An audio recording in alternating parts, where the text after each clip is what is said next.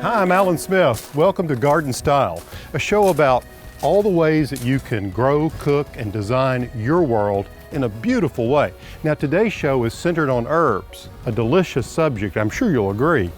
But what I want to do is show you some exciting ways that we're growing them and using them here. In today's episode, we'll create a beautiful container garden and a delicious dessert using one of my favorite herbs, pineapple sage. And I'll show you how to create a cozy tea for two tablescape.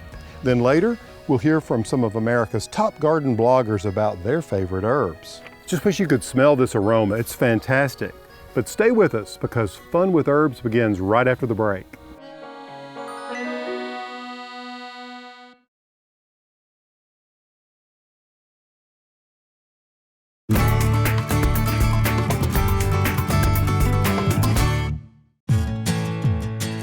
You know, I'm always looking for ways to bring unique flavors into the kitchen, and there's no better way to do it than with citrus herbs. That's right, citrus herbs like this lemon thyme, or this pineapple sage, or this wonderful orange mint. You see, not only do I use these flavors in desserts, they're also great for entrees. To create a citrus herb container for your home, just start with a 20-inch diameter terracotta container and fill it about 1 inch from the top with a good potting soil. Next, dig a hole larger than the biodegradable peat pot that the pineapple sage is grown in. Tear off the bottom and the top edge of the pot and place it into the soil. Plant the pineapple sage and fill in with potting soil. Now repeat this process with the orange mint. You'll notice the fragrance immediately, just while working with the plants. Then plant the lemon thyme to complete the set.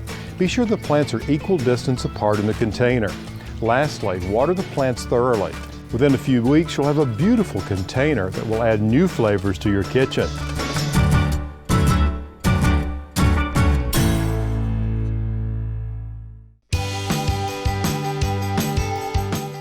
Have you ever met anyone who doesn't like pound cake? I love this stuff, and this is a simple recipe for pound cake with just a little bit of a twist that you can bring right out of your garden. It's pineapple sage pound cake.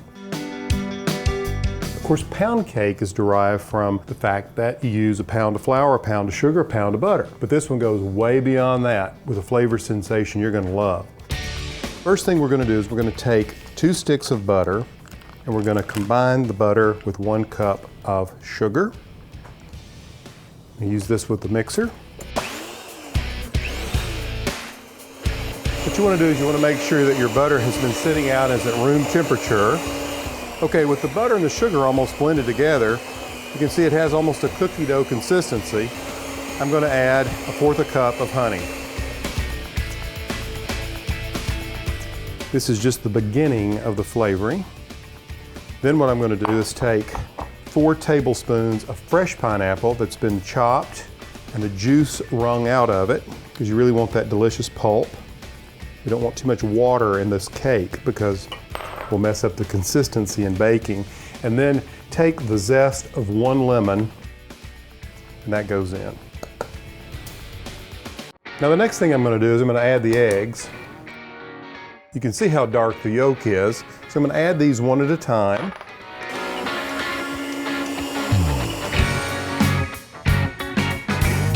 Next, you want to add some chopped pineapple sage. This came out of the garden, and I just wish you could smell the aroma in these leaves. It smells distinctly like pineapple.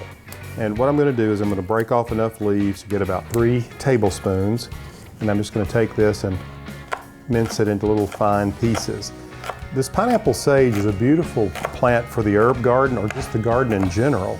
What I love about it is that it takes full sun and it produces these really bright red, scarlet red flowers that butterflies and hummingbirds adore. You can see it just didn't take any time to work up that. You just want to add it.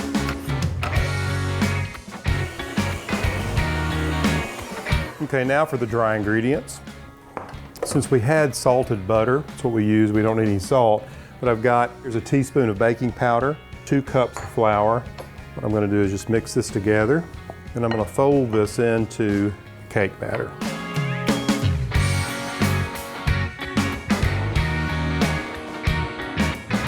Now with the flour and baking powder all blended together, I think the batter looks just fine. So what I'm going to do is use these little mini loaf pans. This is enough batter for 4 of these loaves. These little loaf pans are 6 by 3 inches wide by 2 inches deep. And what I'm going to do is just divide this batter into fourths. Okay, now they all look even. Next, just place them in a preheated oven, 350 degrees for 45 minutes. And when you take them out, just let them cool on a baking rack for about 10 minutes. These are well cooled and can be eaten at any time or put in the freezer. These make great gifts. And I love them sliced in the morning with just some butter, toasted pound cake. And with this pineapple sage pound cake, you're going to want to make plenty of it.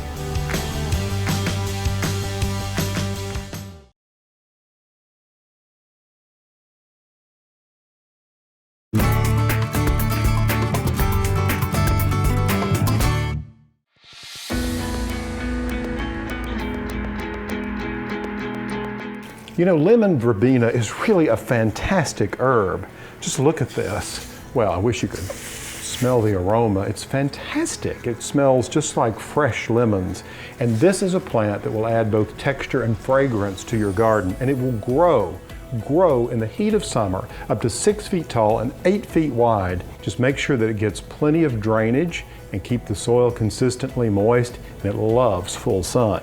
Now, to take advantage of this herb, one of the best ways is to use the essential oils in the leaves in a lemon verbena honey. The simplest recipe you'll ever make in your whole life.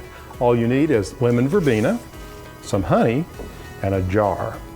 Now, I'm using just a pint jar here to illustrate this recipe, but you can fill up a quart jar if you like. What I like is a jar that has a wide mouth on it. And then what you want to do for a pint jar is just take lemon verbena leaves. I've plucked them from the stems, I've washed them, and then I've patted them dry. And once they're dry, you just want to take about a half a cup of lemon verbena leaves. And what I like to do is loosely fill the jar and then begin to fill that jar with honey. Let a little honey go in and add a few more leaves. You want to completely cover the leaves. You can see, there we go, we're filling it up. The longer it sits, the tastier it becomes, because what happens is those essential oils infuse the honey, and so you get this lovely fresh lemon honey. It's great in tea. You can drizzle it over ice cream or desserts, nuts, or even cheese. Now I'll just seal this jar off. I can keep it in the cupboard for months and months to come. So give it a try.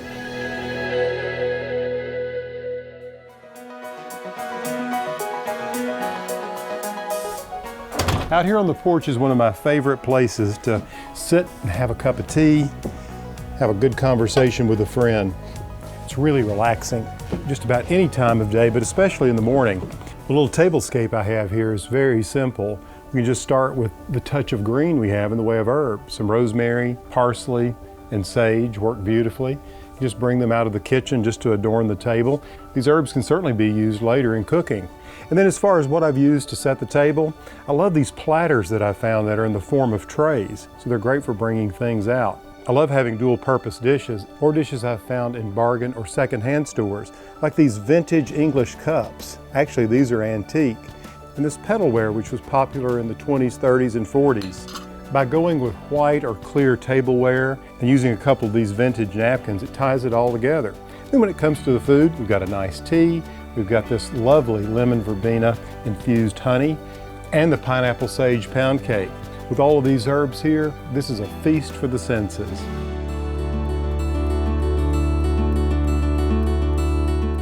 After the break, we've got herbal ideas from garden bloggers.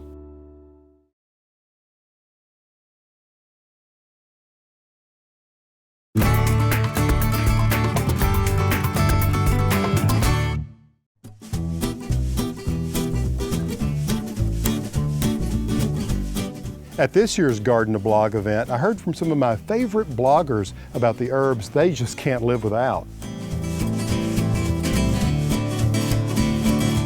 My favorite herb is basil. My favorite salad is the tomato caprese, and I could eat that every day in the summer. Fresh tomatoes, fresh mozzarella, fresh basil, balsamic, and a little olive oil. Can't get any better than that. My favorite herb is probably mint, and although it's fun to put it in drinks, I like to put it in something called a fattoush salad, which is a Lebanese salad, which I learned to make. And you put it in there with sumac, and then you use a lemon olive oil dressing over vegetables with crushed pita chips. It's really good. It's kind of exotic with that sumac, but when you put the mint in it and you combine those herbs, it gives it a really interesting taste. And I've got two favorite herbs, lavender and basil. I actually like muddling them in cocktails. I just went to a cocktail party a couple of months ago, right before a flower and garden show, and they had a lavender gin and tonic, and it was the closest thing to heaven I have ever tasted in my life. It was incredible. And then, you know, muddling with basil in any kind of a drink is also a good way to go. But probably lavender is my favorite too, because you can also garnish with the flowers. In a quandary between sage and chive, because they're both beautiful flowering herbs. They're both very fragrant, beautiful as edible plants. But I think I lean more towards the chive because of the nutrition value. They're extremely nutritious. My favorite current herb is sage. I've really started using a lot of sage. I do a lot of cheese trays and charcuterie trays. And a little slice of sage on a cheese cracker is absolutely fabulous. Give it a shot. The plant that a beginner should start with herbs. You get the most bang for your buck and your energy and time spent. It's a season-long harvest as opposed to like a tomato where you're coming up to a final harvest. I mean, herbs love to be harvested. They like to be snipped, and it just makes them bushier and grow better. And so you can just go out your back door and snip mint or oregano, thyme, anything like that, and add depth and flavor to your cooking. And it's just a great way to put the garden to table factor together. Coming up, we'll bring on the basil.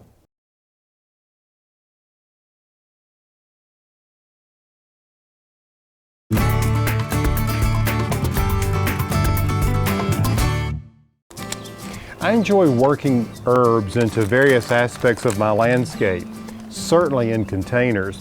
What I'm doing here is I'm planting a columnar Greek basil in this container, and I have a matching container here on the other side. It's perfect for framing this entryway. These will grow up tall and vertical, and they're very close to the kitchen door, so I can come out here and I can snip basil for using in recipes. Hey, and with this plant, because it grows in a column, you can actually use it in some creative ways, like do a whole hedge of basil. What an idea. Beautiful for flower beds. I have to say, I love having this delicious and fragrant herb throughout my garden, and particularly when it grows in a column like this. Give it a try.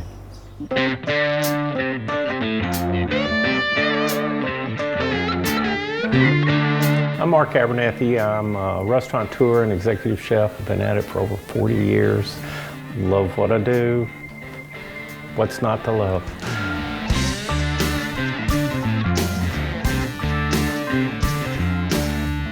This is a fresh herb cheese and egg tart. And it's great because you can customize it kind of, well, let's try this, let's try that. I went with basil as the primary herb. A little bit of globe basil and a little bit of good old sweet basil, which you can find most everywhere. But then I threw in some chives and some sage to go with it, and a little bit of parsley, but you can customize it. Now, some things wouldn't work. I don't know that rosemary would work because it might be overpowering, but maybe a little different type of basil. Mint wouldn't work. So, you know, it's fun. You can kind of customize and see what works, what doesn't work. But the herbs really shine through, and it's a good palette for that. You're going to start off, we're going to take a tablespoon of butter in a skillet. We're going to kind of melt that butter down, then we're going to add this diced country ham, and the butter will mix with that ham and start to caramelize, and then start to bring out a little bit of fat in the ham because it's basically lean in its own right. So that's going to start to brown, and we'll cook that for 3 or 4 minutes, and it'll start to pop and start to brown a little bit, and then we're going to add about 3 tablespoons of finely diced shallots. And we'll mix that in and let that cook for maybe another couple of minutes and let all that meld together. Then I'm going to turn the fire off and let it just sit and kind of cook together for a while.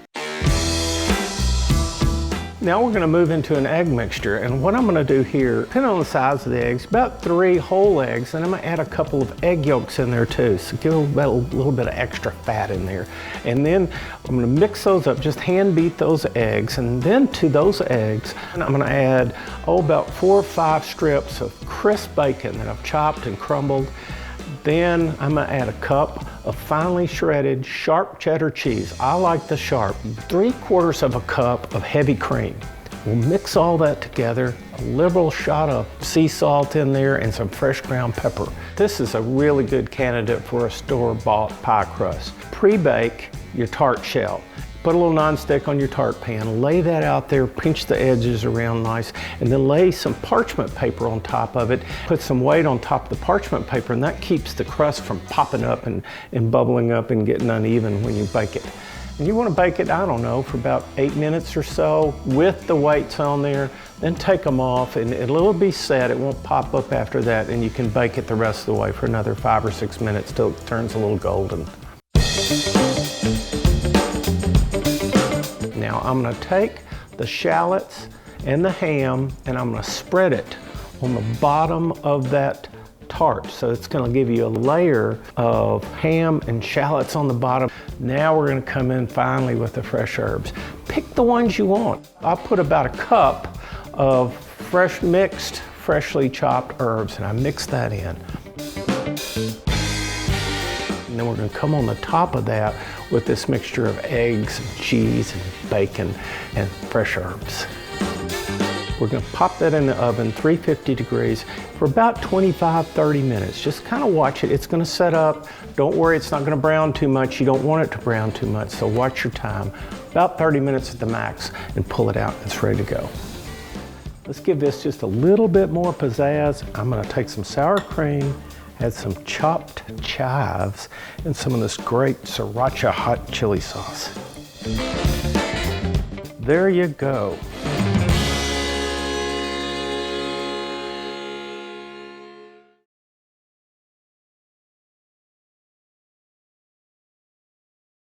Well, that's all the time we have for today's show. I hope you've enjoyed our little adventure into the world of herbs as much as I have, and I hope you've come away with some ways that you can grow, cook, and design with herbs in your life. They're really extraordinary. For Garden Style, I'm Alan Smith.